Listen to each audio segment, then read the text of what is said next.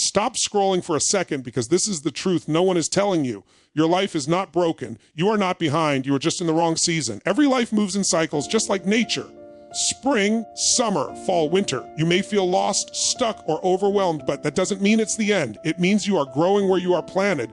From birth to early adulthood, life poured into you. You learned, you absorbed, you believed. Some of it was true, some of it limited you. But now it's your chance to take control of what you believe. Then comes the hot, challenging season. That stage of life where you feel tested, where relationships fail, dreams collide with reality, and nothing seems to go your way. That's summer. That's not punishment. That's preparation. Because if you endure, if you keep learning, if you fight when it's hard, you will enter the season of harvest. That's when your effort finally produces results.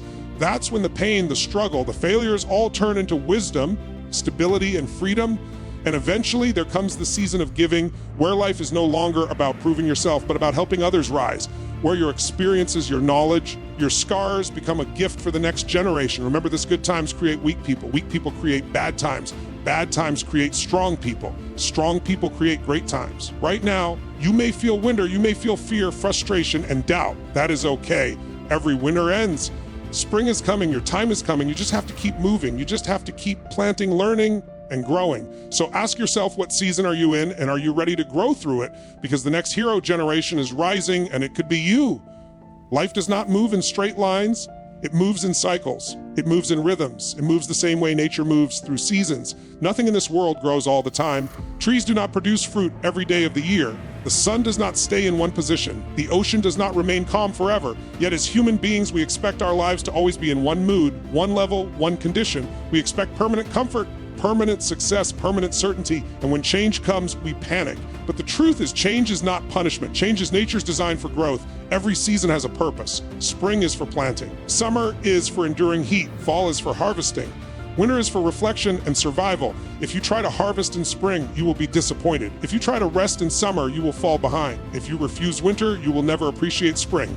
The mistake most people make is fighting the season they are in instead of mastering it. They ask, why is this happening to me? Instead of asking, what is this season trying to teach me? When life feels easy, when things flow, when opportunities appear, that is a season of planting and preparation. It is not proof that you are special. It is proof that you are in a favorable climate. But favorable climates do not last forever. Storms come, pressure comes, responsibility comes, and when that happens, people think something has gone wrong. Nothing has gone wrong. You have simply entered a different season. Some seasons stretch you, some seasons test you, some seasons humble you, and some seasons reward you. But none of them are wasted unless you refuse to learn from them. The farmer who understands seasons does not curse winter. He stores food, he repairs tools, he prepares for what comes next. The farmer who ignores seasons starves when the weather changes. In the same way, people who prepare during good times survive bad times. People who waste good times suffer when difficulty arrives. The most powerful shift in human history happened when people understood seasons, when they realized that timing matters, that the right action at the wrong time creates pain. That patience is not weakness, but intelligence. Once you understand seasons, you stop judging your life by one moment. You stop saying, this is my forever. You start saying, this is my now. You are not broken because things are hard. You are not lucky because things are easy. You are simply in a season, and seasons always change. What matters is not which season you are in, but how you show up inside it. Do you plant when it is time to plant? Do you endure when it is time to endure? Do you harvest when it is time to harvest? Do you prepare when it is time to prepare? Life is not happening to you. It is happening for you in stages, in cycles, in seasons, and the moment you understand that, you stop fighting life and start flowing with it. The first season of life is the season of planting.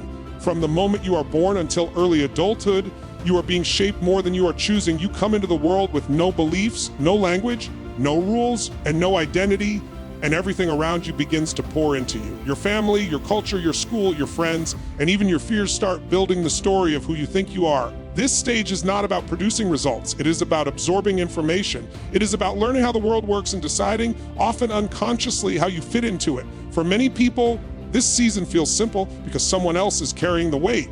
Someone feeds you, someone protects you, someone makes most of the decisions. Even when life is difficult, even when there's trauma or poverty or loss, you are still in a phase where the world is happening to you more than you are shaping it. You are collecting experiences, and those experiences become beliefs. If you are encouraged, you may believe the world is safe. If you are criticized, you may believe you are not enough.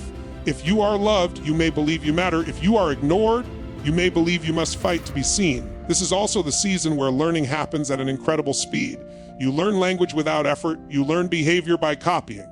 You learn emotional responses by watching. You learn what is normal by seeing what is repeated. And most of this learning is not logical, it is emotional. It goes straight into the nervous system. That is why people carry childhood patterns into adult lives.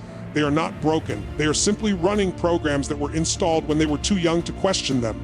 Not everyone experiences this season the same way. Some children are forced to grow up early. Some work to support families. Some experience abuse, illness, or instability. Their spring is colder and harsher. But even then, the role of this season remains the same to shape identity. Whether through comfort or hardship, something is being planted. A sense of responsibility, a sense of fear, a sense of strength, a sense of doubt. Seeds are always being placed in the soil of the mind. This is why education is more than school. It is belief formation. It is the construction of what a person thinks is possible. It is where people decide whether effort matters, whether trust is safe, whether dreams are realistic. By the end of this season, most people think they know who they are. In reality, they only know who they have been trained to be. The danger of this season is that people mistake what they learn for who they are. They confuse conditioning with character. But the power of understanding this stage is freedom. When you realize that your early beliefs were planted, you gain the ability to replant. You can choose new values. You can choose new meanings. You can choose new stories. This first season does not define your destiny. It only defines your starting point. What matters is whether you become aware of what was planted and decide what you will grow next. The second major season of life is the season of testing. This is the time when protection fades and responsibility appears. You are no longer just learning about the world, you are being judged by it. You step out with confidence, believing you understand how things work, believing you are ready to conquer, believing your potential automatically equals success. This is the season when dreams collide with reality, and for many people, it is the most emotionally confusing period of their entire life. In this stage, you feel strong but inexperienced. You feel independent but uncertain. You believe you can do anything, yet you discover very quickly that effort does not guarantee results. Relationships fail, careers stall, plans collapse. The image you had of adulthood starts cracking. You thought life would reward intention, but it only rewards skill, discipline, and persistence. That shock is not cruelty, it is training. This is also the season where comparison becomes dangerous. You look around and see others moving faster, earning more, getting married, traveling, or gaining recognition. You measure you're behind. The scenes struggle against their highlight reel and assume something is wrong with you. But this season is not about arriving. It is about building capacity.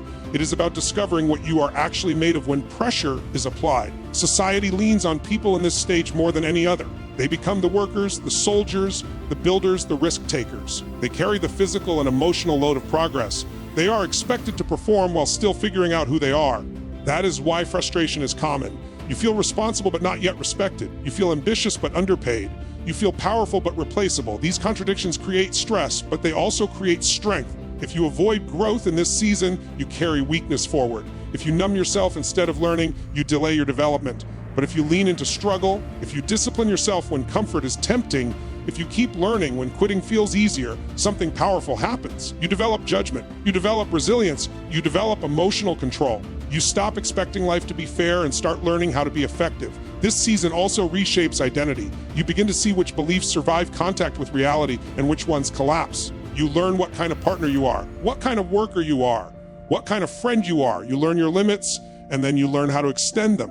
Failure becomes information. Pain becomes instruction. Disappointment becomes direction. The people who grow here do not become arrogant, they become grounded. They stop chasing fantasies and start building foundations. They no longer need applause to continue. They understand that progress is invisible before it becomes obvious. They trade excitement for endurance. They trade speed for strength. This season is not meant to be comfortable. It is meant to prepare you. It is where ego is burned away and competence is forged. And if you survive it with awareness, you do not just move forward in age, you move forward in wisdom.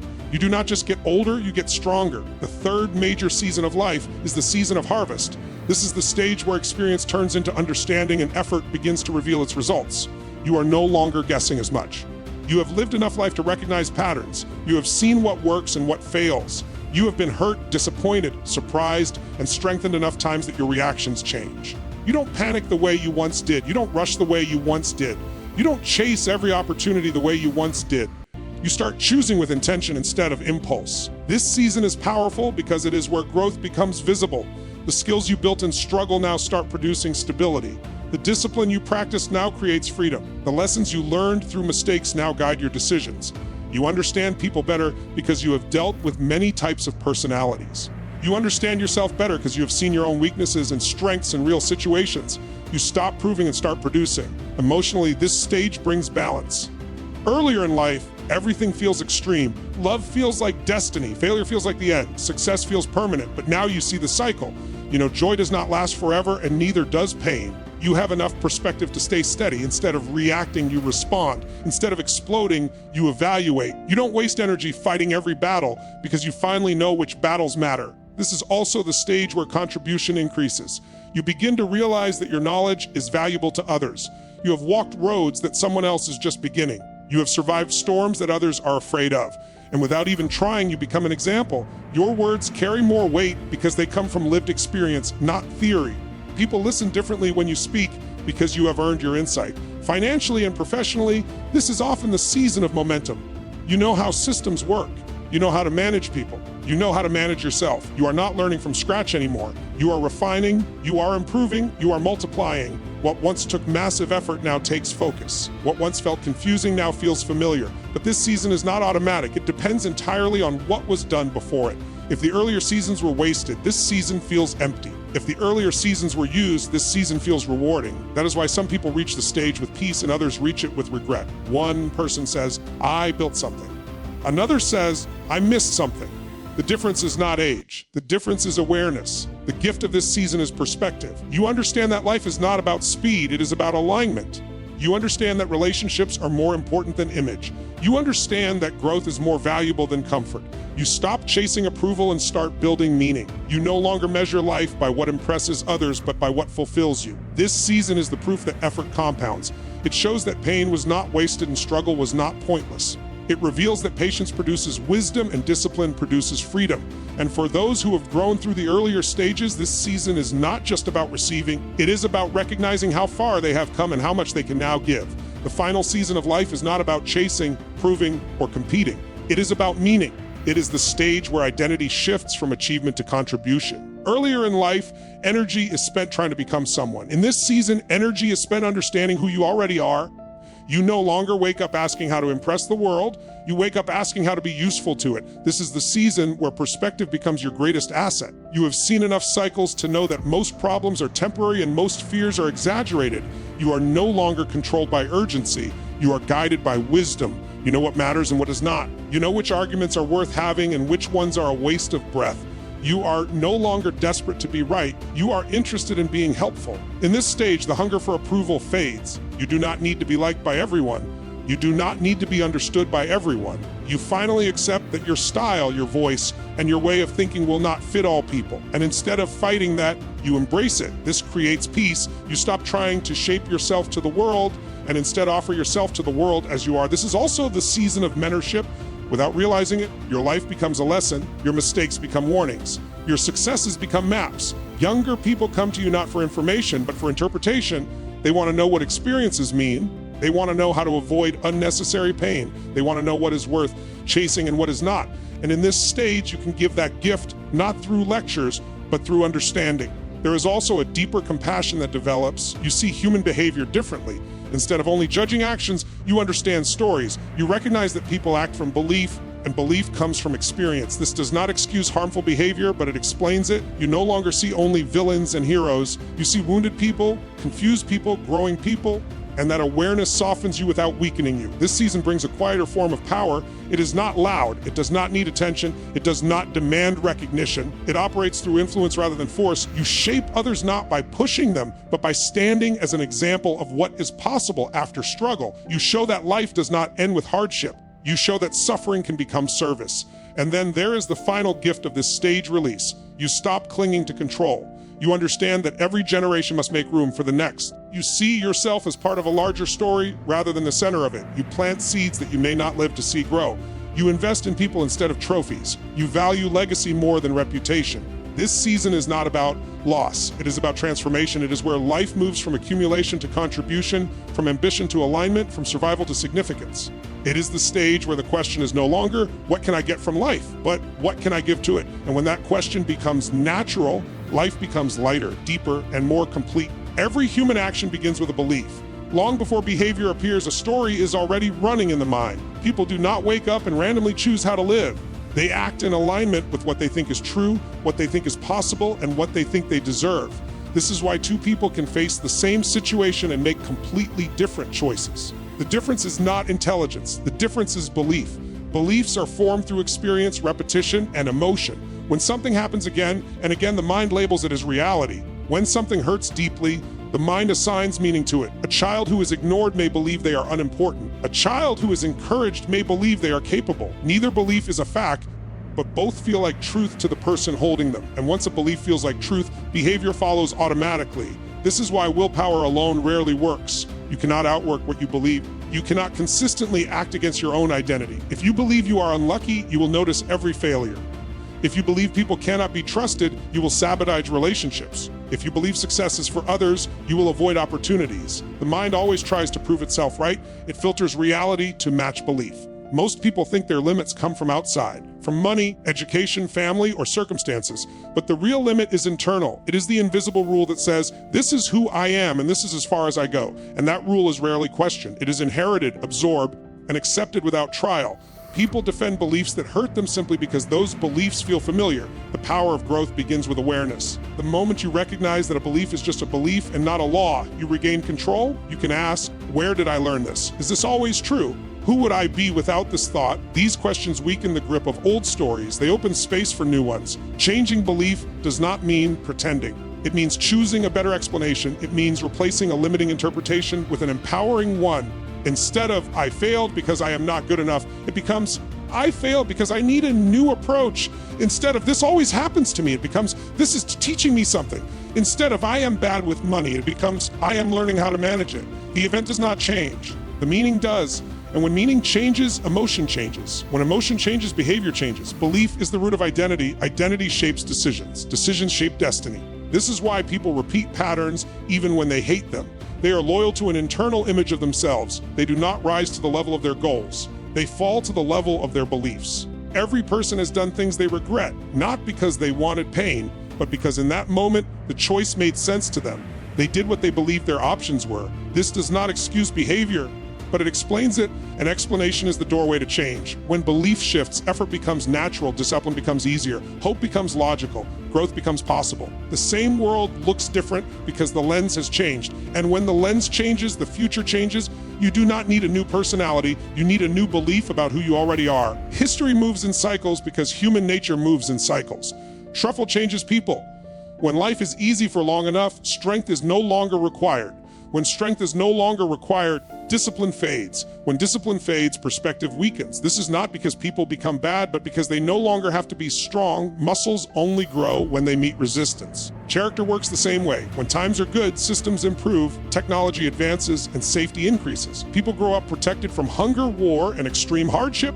They inherit peace instead of fighting for it. And because survival is no longer the main concern, attention shifts to comfort, entertainment, and identity. The ability to endure difficulty slowly declines because it is no longer practiced. This creates a generation that has skill but little resilience, knowledge but little toughness, confidence but little preparation.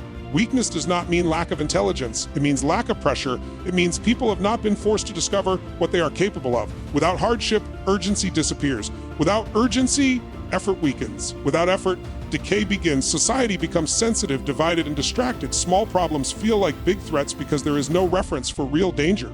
That is how weak people create hard times, not through evil, but through unpreparedness. Hard times arrive when systems break, when conflict rises, when resources tighten, when fear spreads. In those moments, illusion collapses. Comfort no longer protects. Words no longer solve. Only action matters. Only discipline matters. Only courage matters. People are forced to mature quickly. They learn responsibility not from books, but from survival. They discover patience, sacrifice, and cooperation. Values become practical again. Work becomes meaningful again. Unity becomes necessary again. That is how hard times create strong people. Strength is not created by theory. It is created by necessity. It is created when quitting is not an option. It is created when people must choose between fear and function, between collapse and leadership. Those who rise in these periods do not do so because they are special, but because circumstances demand it. They become organized, they become resourceful, they become decisive, they become resilient. Strong people then rebuild. They create systems that prevent the pain they experienced. They establish order. They produce innovation. They protect peace. They raise children in safety. And once again, good times return. Prosperity expands, security grows, and slowly the memory of struggle fades. The very success created by strength makes strength less necessary, and the cycle begins again. This pattern is not punishment. It is training. It is nature's way of restoring balance. It prevents stagnation. It prevents permanent collapse. It forces renewal. The danger is not that the cycle exists. The danger is forgetting where you are inside it. People who think they are entitled during winter break, people who think struggle should not exist during rebuilding lose direction. The lesson is not to fear bad times. The lesson is to grow from them. Every hardship carries the seed of strength. Every crisis carries the invitation to leadership. Every breakdown carries the blueprint for a breakthrough. Great generations are not born in comfort. They are forged in challenge. And the strength they develop becomes the bridge to the next era of peace. Every generation is shaped by the problems it must solve. Comfort does not produce heroes. Challenge does. The world does not move forward because people are protected. It moves forward because people are tested. That is why the next generation will not rise because life is easy for them, but because life will demand more from them than ever before. They are growing up in a time of rapid change, uncertainty, and pressure. Technology moves faster than education. Information spreads faster than wisdom. Crisis travels faster than solutions. This creates confusion, but it also creates capability. They are learning to communicate instantly across cultures. They are learning to organize without permission. They are learning to adapt without waiting. These are not small skills. These are survival skills for a complex future. Criticism often misses this truth. Older generations look at youth and see distraction, entitlement, and sensitivity. But what they are really seeing is a generation that has not yet been tested in the way others were. Strength does not appear before the trial. It appears during it. No one knows who they are until pressure reveals it. And the pressure coming for the next generation will be different, but it will be just as real. They will face economic instability, environmental shifts, digital warfare, and psychological overload. Their battlefield will not always be physical. It will be informational, it will be emotional, it will be technological. And because of that, their form of courage will look different. It will not always wear uniforms. It will wear responsibility. It will look like innovation. It will look like resilience in a system that never sleeps. What makes them powerful is not what they consume, but what they can create. They can build movements with a message. They can turn awareness into action. They can connect millions in moments. They can expose lies and amplify truth. They can redesign how work is done, how voices are heard, and how leadership is chosen. They are not limited to geography. They are not limited to tradition. They are not limited to one path. They have also grown up watching collapse and conflict in real time. They have seen institutions fail. They have seen promises break.